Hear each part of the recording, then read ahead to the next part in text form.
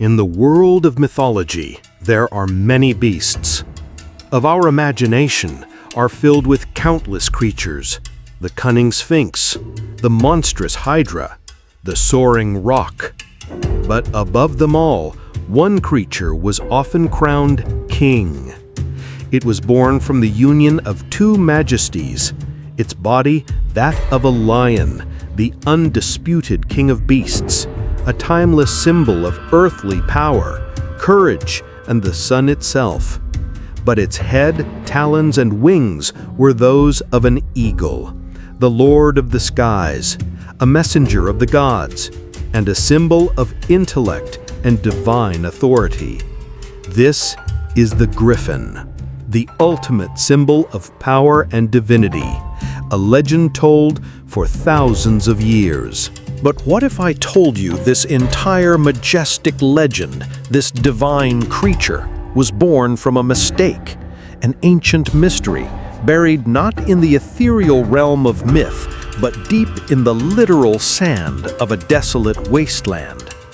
What if this king of legends, this symbol of divinity, was born from a bizarre, beaked, fossilized skull found in the dust of the Gobi Desert? Join us as we decode the Griffin, follow its incredible journey through history, from a mysterious dinosaur bone misinterpreted by ancient nomads, to a divine beast that became a sacred symbol for entire empires. The impossible truth behind one of the world's greatest mythical creatures will now be explained.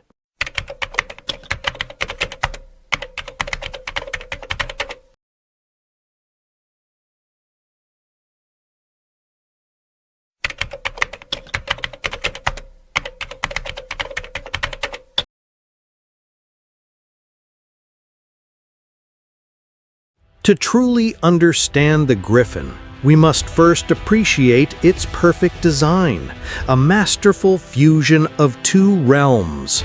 Its body is that of a lion. Across countless cultures, from ancient Egypt to medieval England, the lion was the undisputed king of beasts, a timeless symbol of earthly power, courage, royalty, and the radiant sun itself. It represented a strength that was tangible, noble, and absolute. But its head, talons, and magnificent wings are those of an eagle. The eagle was the lord of the skies, the one creature believed to be able to fly closest to the heavens and look directly at the sun. It was the messenger of the gods, a symbol of omniscience, intellect, and divine authority. The Griffin, therefore, is not a random monster born of chaos. It is a calculated, allegorical masterpiece. It is the physical embodiment of the perfect monarch, the ideal ruler who combines the raw, royal strength of the lion with the divine wisdom and vision of the eagle. It is the bridge between earth and heaven. Because of this divine nature, the Griffin's primary role in almost every legend is that of the guardian. They are the incorruptible protectors of the sacred. In ancient lore, they guarded vast treasures and mountains of gold. But unlike the greedy dragon of the West, the Griffin guarded this wealth not for itself, but because gold and precious gems were often seen as divine gifts, fragments of the sun fallen to earth, which impure mortals were not worthy of touching. More importantly, their guardianship extended beyond mere physical wealth. Griffins were often depicted protecting the pathway to enlightenment and immortality. They stood sentinel at the gates of paradise or at the base of the tree of life, ensuring that only the truly worthy could access divine secrets. But unlike the brutish Western dragon, the Griffin was a creature of principle. It was a living symbol of nemesis, the Greek concept of divine retribution against those who displayed arrogance or greed. It was fiercely loyal to its chosen masters, but utterly merciless towards evil. Legends are filled with tales of griffins tearing greedy thieves to shreds while allowing humble and honest souls to pass unharmed.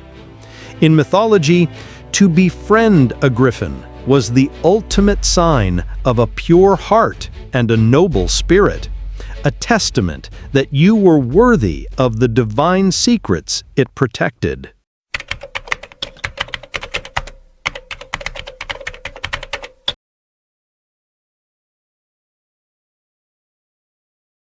Our investigation now leaves the realm of pure myth and enters the fragile pages of history itself with a man known as the father of history, Herodotus. Writing in the 5th century BC, this insatiably curious Greek scholar traveled the known world, documenting not just facts, but also the fantastic rumors he heard from distant lands. In his accounts of the wild, barely known lands of Scythia, a vast territory north of the Black Sea, he recorded a tantalizing tale from the merchants and nomads he met. A story of a desert far to the east, a desert that held mountains of gold, but was guarded by fierce, winged monsters who would viciously attack any who dared to approach. For centuries, this story was dismissed as just that, a fanciful tale from the superstitious fringes of the world. But what if Herodotus was reporting a truth he didn't understand? Fast forward 2.5 millennia to the early 20th century. A real-life adventurer and paleontologist named Roy Chapman Andrews led a series of daring expeditions deep into the Gobi Desert, the very region described in the ancient tales. They didn't find giant ants or monsters, but they found something just as incredible, one of the richest fossil beds on the entire planet, a paleontological treasure trove.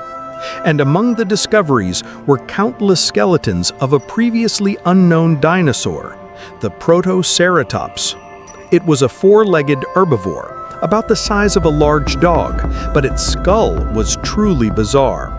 It possessed a prominent parrot-like beak and a large, ornate bony frill at the back of its skull, a feature that baffled early paleontologists. And here, the mystery begins to unravel. This is the moment of decoding. In the 1990s, historian and folklorist Adrienne Mayer proposed a groundbreaking theory. She asked a simple question. What would an ancient nomad with no concept of dinosaurs, geology, or extinction think if they stumbled upon this skull? Let's follow their eyes. They would see a 4-legged body, much like a lion. They would see a powerful, sharp beak, just like a great bird of prey. The delicate frill bone, often found broken and weathered by the harsh desert winds, could easily be misinterpreted as the stubs of animal ears, or perhaps even the remnants of folded wings. The white bones, shining in the desert sun against the red sand, would seem almost otherworldly. This wasn't just a skeleton. For a pre-scientific mind, this was the physical evidence, the remains of the very creatures the legend spoke of. The Scythians had found the proof of the griffin. The connection was solidified by another stunning fact. The area in the Gobi Desert, rich in Protoceratops fossils, is also known for its surface gold deposits.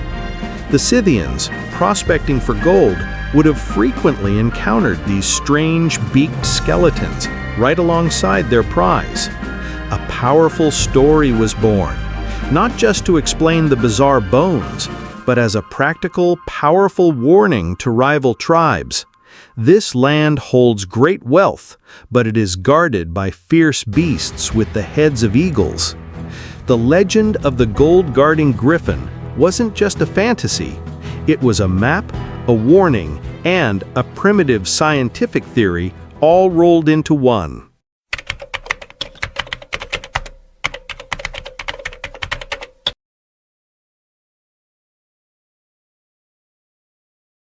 Once born from the sands of Scythia, the legend of the Griffin did not stay confined to the nomads. Like the gold it guarded, the story was a treasure, and it traveled along the Silk Road, quickly being adopted by the great empires of the ancient world. In truth, the idea of powerful hybrid creatures was not new. For millennia, the civilizations of the Near East had imagined divine protectors like the Lamassu, a winged bull with a human head. The griffin was a perfect addition to this menagerie. In the Achaemenid Empire of Persia, it was far more than a simple monster. It was a divine protector, a symbol of royal authority, often shown guarding the king, or carved into the magnificent palace walls at Persepolis, a silent, powerful sentinel against all forms of evil. It was the ancient Greeks, however, who truly popularized the griffin and solidified its most famous role. Through their trade and interactions with the Scythians, they became obsessed with the tale of the gold-hoarding monster. They made the griffin a companion to two of their most powerful gods, Apollo, the god of the sun and prophecy, whose treasures it guarded, and Dionysus, the god of wine and ecstasy, whose wine crater it was often depicted protecting from mortals. The Romans inherited this vision completely, transforming the griffin into a symbol of military might and imperial power. They carved it onto their public buildings, their elaborate tombs, and even their battle helmets, a fierce emblem of the Roman Empire's strength and its divine favor to punish its enemies. The griffin's journey takes its most surprising turn in the Middle Ages.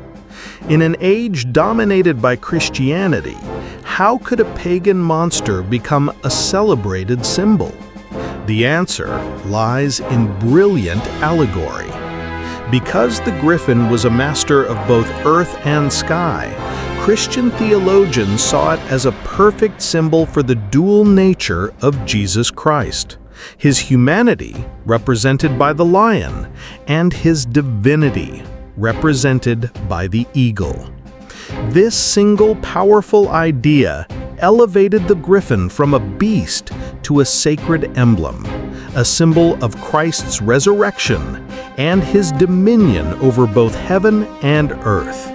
It became a popular charge in heraldry, emblazoned on the shields and banners of the most pious knights and noble families, a powerful symbol of courage guided by divine wisdom and faith.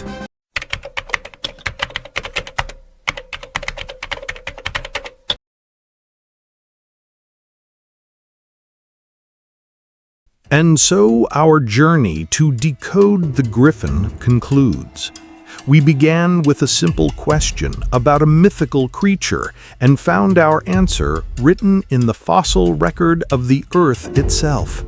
We've seen how the strange beaked skull of a Protoceratops dinosaur, discovered by ancient nomads on a wind-swept desert, could ignite a legend. We followed that legend as it traveled from the campfires of Scythia through the bustling trade routes of Persia, was embraced by the philosophers and warriors of Greece and Rome, and was even sanctified in the cathedrals of medieval Christianity, transformed into a symbol of Christ himself. The griffin is a testament to the incredible human capacity for imagination, interpretation, and storytelling. The story of the griffin teaches us that ancient mysteries are not always magical. Sometimes they are our ancestors' ingenious attempts to explain a world they barely understood. It shows us that a legend is not always a lie, but can be a truth filtered through the lens of human wonder. The griffin may have been born from a bone, but it was given life by our belief, and in that, it remains as powerful a symbol as ever. But what mythical creature should we decode next? The terrifying kraken lurking in the ocean's depths, or the immortal phoenix reborn from fire? Let us know in the comments below. Your vote will decide our next adventure. If you learned something new from this history, please like this video, subscribe to Epic Legends Decoded for more journeys into mythology, and hit that notification bell so you don't miss a thing. Thank you for watching.